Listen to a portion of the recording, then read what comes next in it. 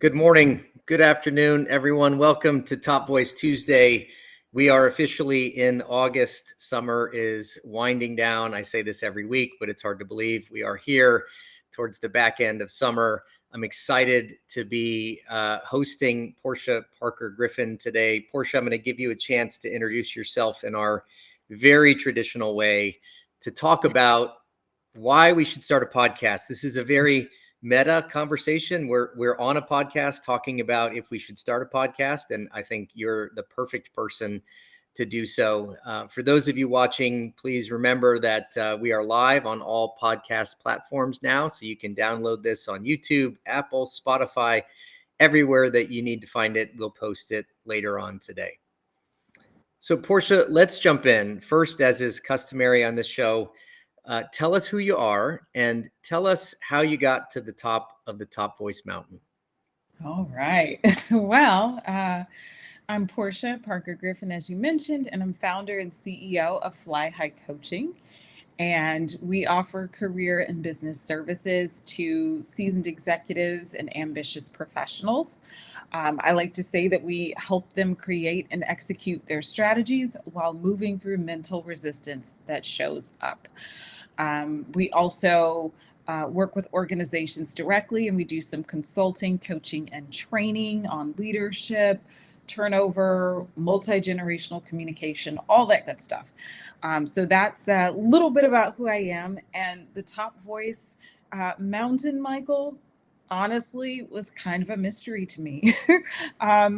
I had decided probably about 6 to 7 months before I got the badge that I was going to be completely consistent. So I had posted on LinkedIn and would do so, I guess fairly regularly, a couple times, 2 to 3 times a month. But when I decided, you know what, LinkedIn's important for the business, I'm going to consistently post at least twice a week. That stretch, right? And that mental stretch and that consistency, somehow I showed up on their radar 6 to 7 months later, and woke up and had the Top Voice badge in my email. So went to claim it. So I don't really know what it was, but I made a post about it actually, and it's in my kind of featured post, and I saved it after getting the badge. And I said something along the lines of, you never know who's watching, right? And I think this is similar to podcasting for our topic today, but also with social media.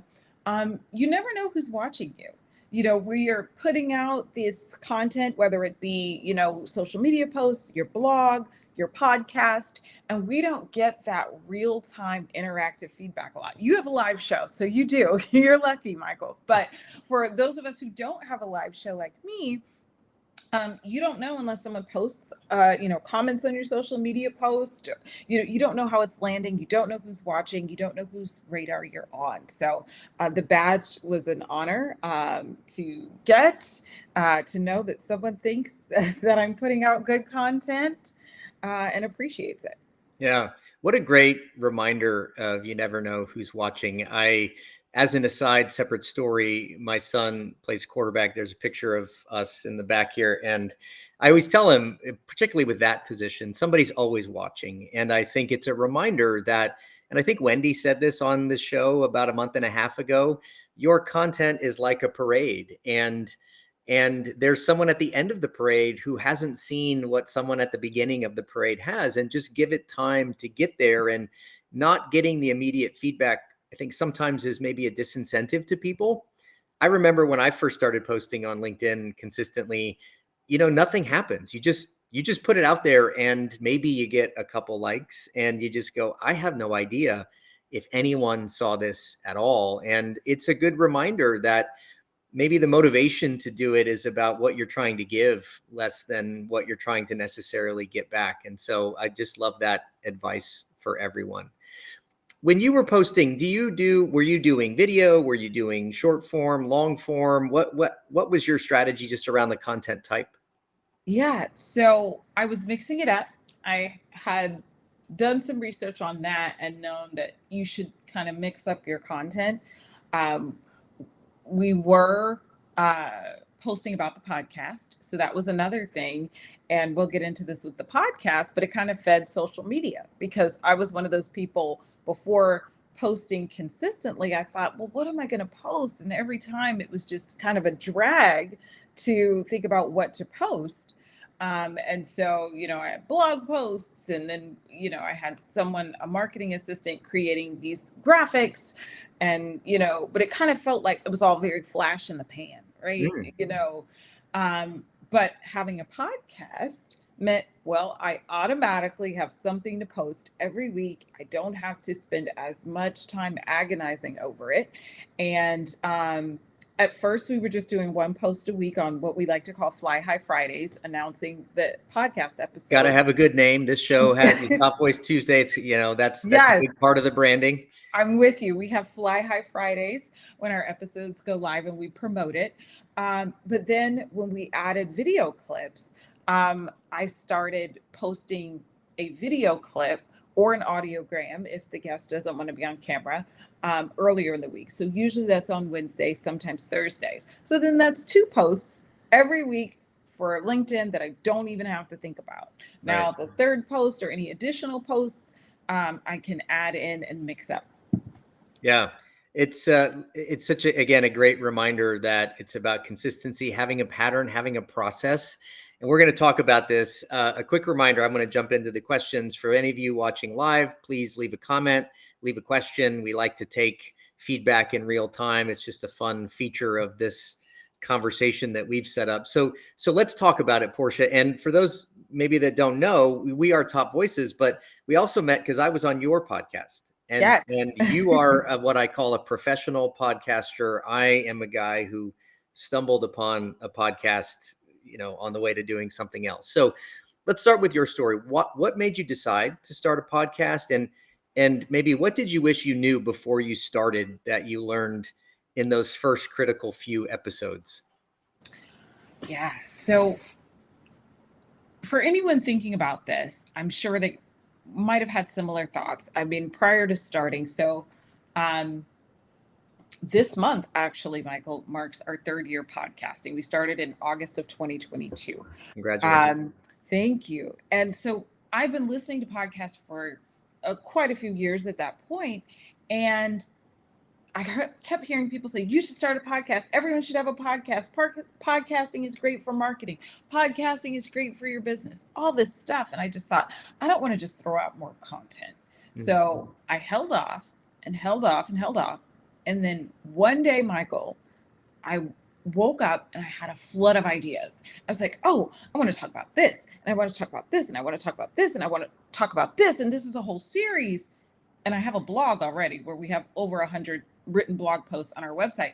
And I said, you know what, Portia, this is a podcast. And so I realized that it was a podcast. And at that point, I said, I don't really think anyone is talking about these topics in a way or presenting the discussion in the way that I've envisioned. And so that was really my catalyst, because there are so many podcasts out there. There's so much noise out there.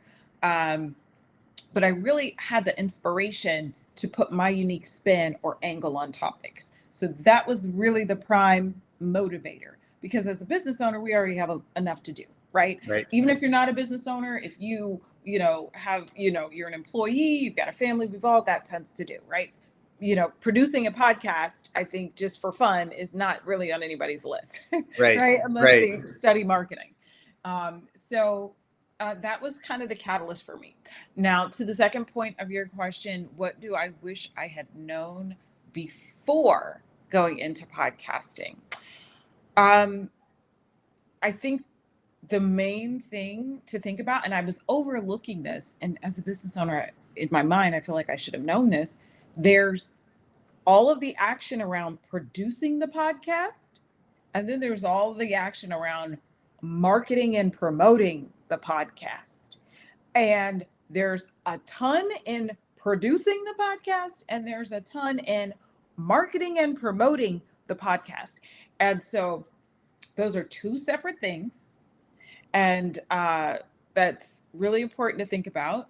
And I had talked to another podcaster who'd been doing it for years before me. And she said something that I had thought about as well, but she said it really well. She said, I had to step back and think, we're a business with a podcast. We're Mm, not a podcasting business. That's not our core focus. And it's very easy when I mentioned the two things, right? All that goes into producing the podcast, all that goes into marketing and promoting the podcast. It's really easy to get caught up in the podcast as its own separate entity, and it can drain all of your time, and yeah. then you're not in the business. So that was a long-winded answer, but It's a great that's kind of answer, the and I core think it highlight. it helps people who are maybe thinking about this. I after I did my book, you kind of do the podcasting tour, and you get a lot of insight and experience on different people's conversations, formats, and there's so many people that I met that have been doing this for years that are, I would say, kind of, there's everything from maybe more mainstream, we know the big ones, to maybe the more indie podcasts that you find out somebody's really got a huge following and maybe you don't even know about what they've been doing. It's a bit like the restaurant business. I think of a lot of podcasts. I think it's maybe 2 to 3 years. You've hit the mark where most podcasts start to fall off. Maybe if they decide it's too much effort. So how do you? What advice do you give to people who are thinking about starting one? How do they know if it's the right medium for them? You've just laid out the production, the marketing. What advice do you have for people who are in this deliberation? Yeah. So my first question for them to think about would be, do you have something compelling to say? And we all have a voice. And I think all of our voices are worthy of being heard and important. But I think that for a successful show, you really have to have something compelling to say, really, because there's so much in the market now. Mm, Um, and kind of a secondary, thought is, do you have a product or a service to market, right? So there are different business models with podcasting. And to your point, I think you were alluding to this, Michael, with some of these huge shows. Like there are media companies where they build a podcast and it's like a media company where their goal is to get hundreds of thousands of listeners so that they could sell ad space on their podcast. It's like traditional media. And media companies also now have podcasts, all the news, networks and whatnot. So that's the more media traditional route. But to the question I asked about, do you have a product or a service to market? It's a different business model, right? I know what you do. We don't need hundreds of thousands of listeners to our podcast for it to be effective to sell our other products and services. right. So I think that considering those two questions can really help someone decide if podcasting is a good fit for them. Yeah. And I think there's another angle here, which is the solo versus the guest based Yes. podcast.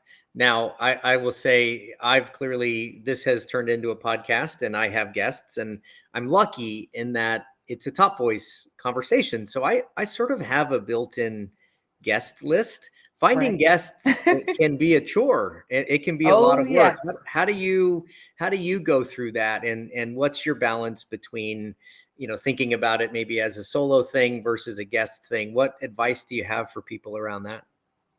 Yeah. So there are a few angles to think about it. When I first started, I thought, okay, everything's got to be guest focused. Who do I know? Went through my Rolodex of people who I thought were interesting and could speak, very well to the topics that I wanted to cover. And then quickly, I realized my voice isn't getting out as much in the conversation. Now, sure, I try to, have back and forth in the interview, and you've been through that process. But I thought there are some just footnotes or side notes that I would want to say directly to the audience. And so our first episode was a short solo episode where I kind of talk about the podcast, give a little bit more about my background. So if someone wants to know more about my rationale with the whole podcast, they can go to my episode 1 of the Career 101 podcast. But then I quickly realized I want to have some solo episodes. And the solo episodes are generally much shorter, but I think the balance that we've kind of worked to is every 4 to 5 episodes of interviews, we then try to slip in a solo episode. Yeah. And I am an organized person, which helps with podcasting just in general. So I kind of like to have a solo episode that's presenting a little bit about the upcoming episodes that are coming up, that content, right? So to lay the foundation for the interviews that are coming up.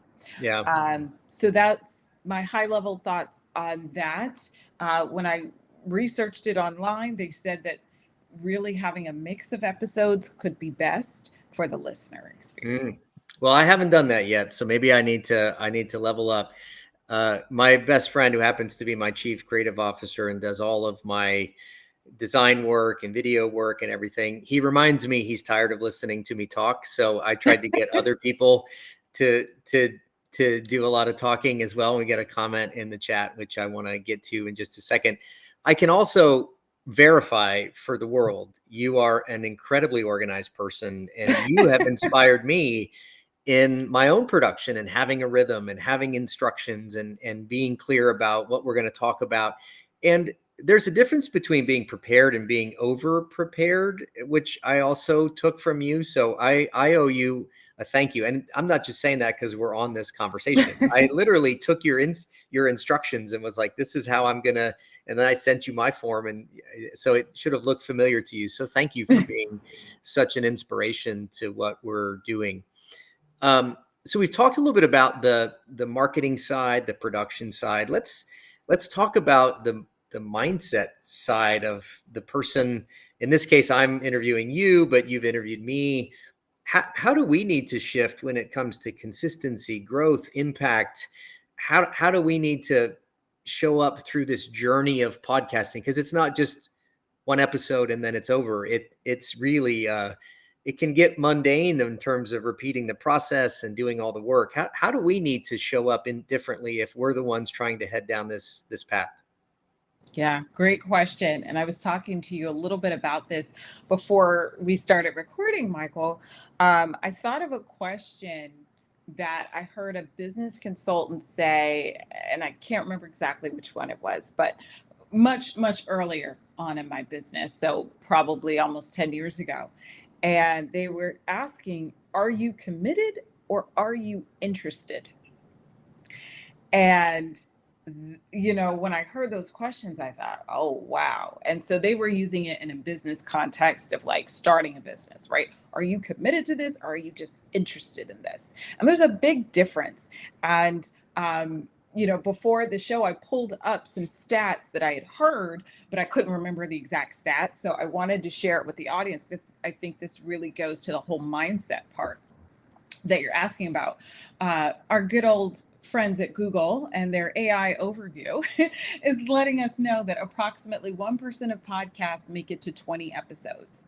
This is because about 90% of podcasts don't get past the first 3 episodes. And of the 10% that continue, a further 90% stop producing before episode 20. So, therefore, only about 1 in 100 podcasts will begin and reach episode 21. Wow. There's a lot in there, but what I think the bigger point, and to your question, is it's about mindset. And are you committed? And I think that that's the biggest mindset shift that you need if you are going to start a podcast, because I don't honestly think it's worth your time if you want to dabble, because there's so much involved in, like I said before, the production, and then the marketing and the promotion of it. Especially if you're a business owner, but if you're an executive or a professional as well, I would say that there are other places you could spend your time than dabbling in podcast land, right? Yeah. So if you're committed, then I think that's the mindset shift that you really need to start and maintain a podcast. And when I say committed, you've got to be committed to the resources necessary, right? So the time, the energy, and the money that it takes to put the podcast together. And we started ours on a shoestring budget. I think anyone can. So you don't necessarily need like upfront money like capital, but you still got to think about your time. So how Yeah. much is your time worth per hour? How much would you charge a client? How much do you get paid at your job hourly? Well, if you put 10 hours into your podcast, that's how much money it's costing. So it's really a commitment to those resources. Yeah. What a great phrase. Are you interested? Are you committed? I want to get to the question that was asked, but I will admit that, I stumbled upon this journey a bit, inspired by others like you. And I think if I had known the level of commitment, I might, not that I'm someone who lacks energy or effort. I'm kind of an all-in person, but it was better maybe for me to just jump in and evolve this as it went along. And I think sometimes the grandiosity of maybe thinking about everything that's required, there's nothing wrong with starting small. You don't need to have a 60-minute podcast. You don't need to have a podcast that goes every week.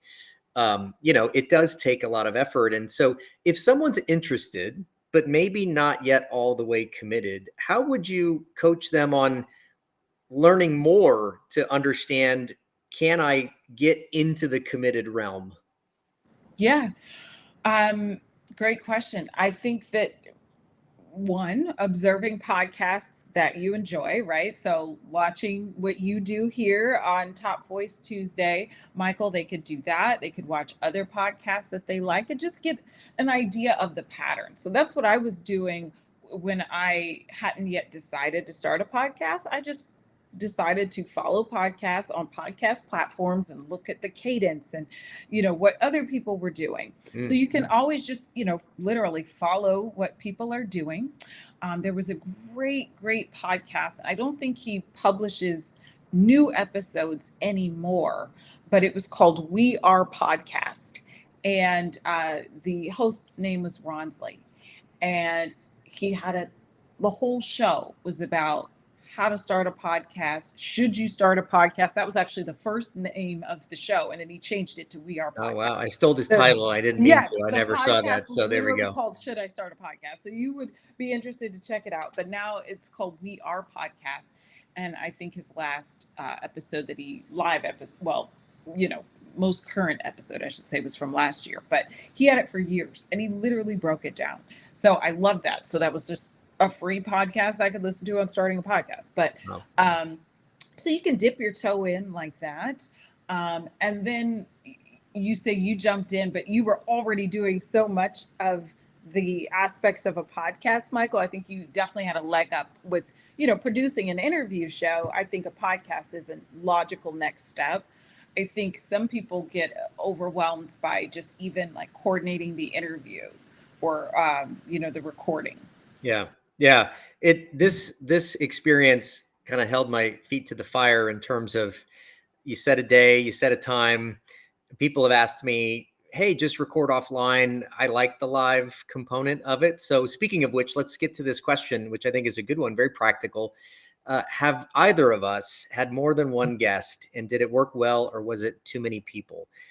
My first answer to that is no. I feature one person per week. But how about you, Portia? Have you had a multi-guest conversation?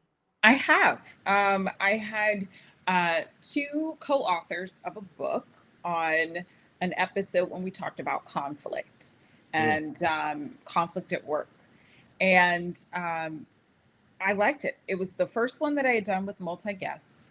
And I had an outline, and you've been on my show, so I have an idea of some of the things that I want to talk about and topics, but I'm not like stuck to the script. And it really kind of worked out well in terms of I'd ask, I think they had a really good dynamic also, but I would generally kind of try to ask one guest a question, then ask the other guest a question. If it was a really deep concept, I would follow up with the other person on that same topic.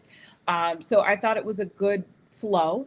One thing that I do hope to do in our next recording cycle is to record a panel. And so you've probably seen this. Some podcasts have panels of multiple people talking about one topic. And so that was super intimidating as an idea to me in the beginning. Now I think I'm ready and could handle that. But yes, I think that multiple guests um, can work out if they understand that everyone needs time to shine, if that Yeah. makes sense.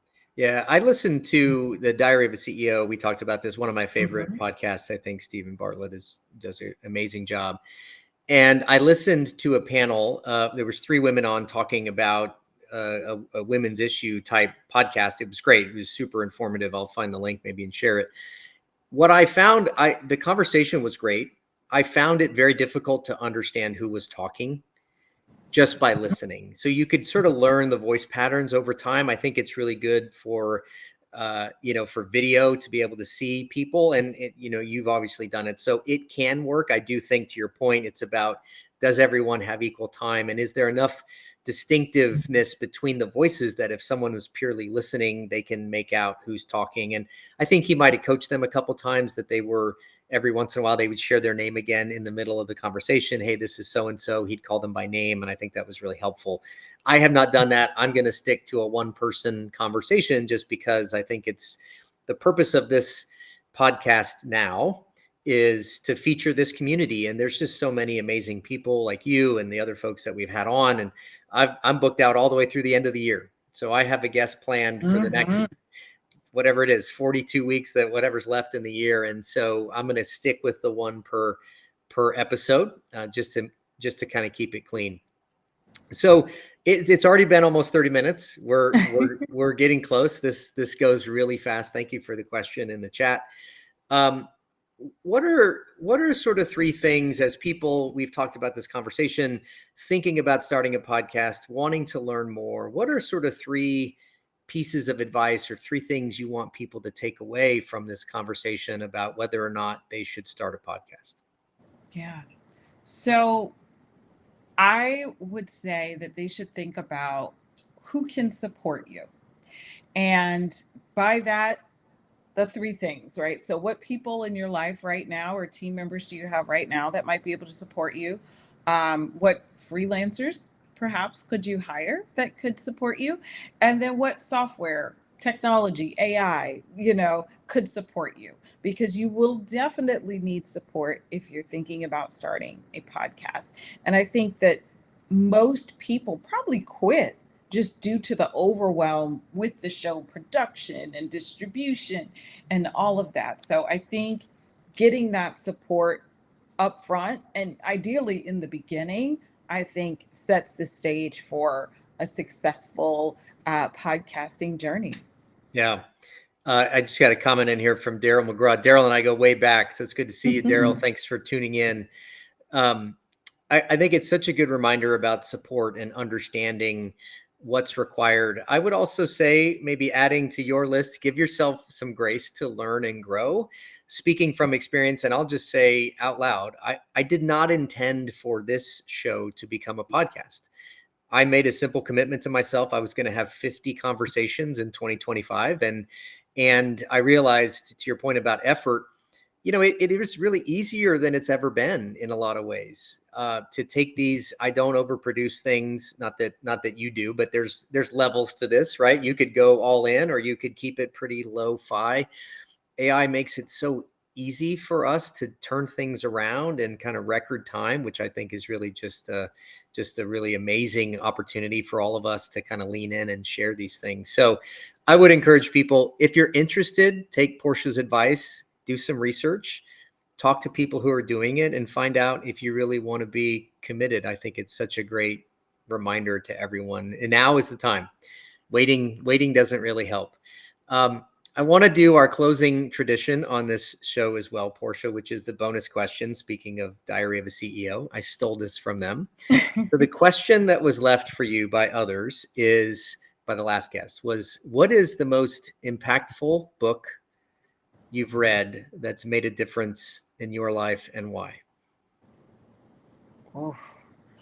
Um, so I'm a nerd, and so I've read tons and tons and tons of books, but um, the one that I will say right here is, What Got You Here Won't Get You There.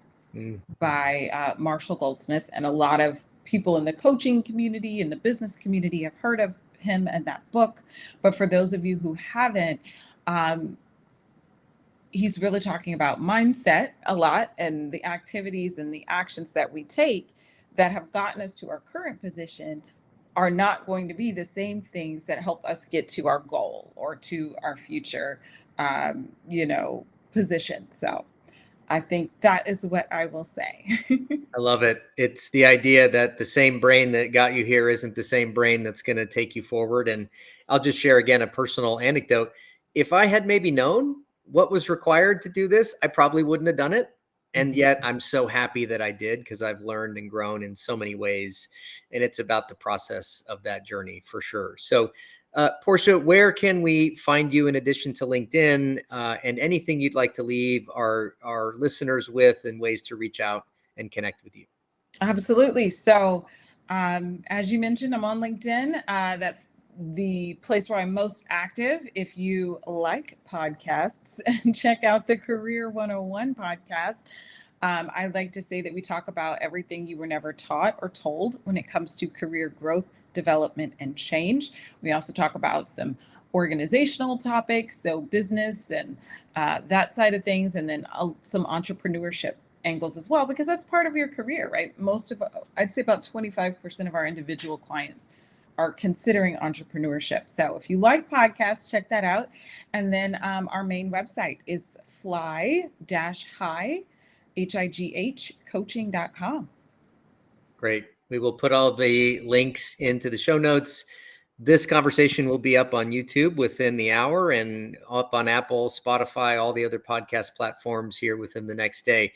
Thank you, Portia, for sharing just your insight and practical tips on how to start a podcast. Thank you for being an inspiration to me, particularly. And I mean that. It is a direct and very clear, you inspired me to get started on this and helped me learn how to get better every week and have a process. So thank you for that. Thank you to the community for dialing in. We will see you next week. Thanks for being a part of Top Voice Tuesday. Take care Thank you, now. Matt.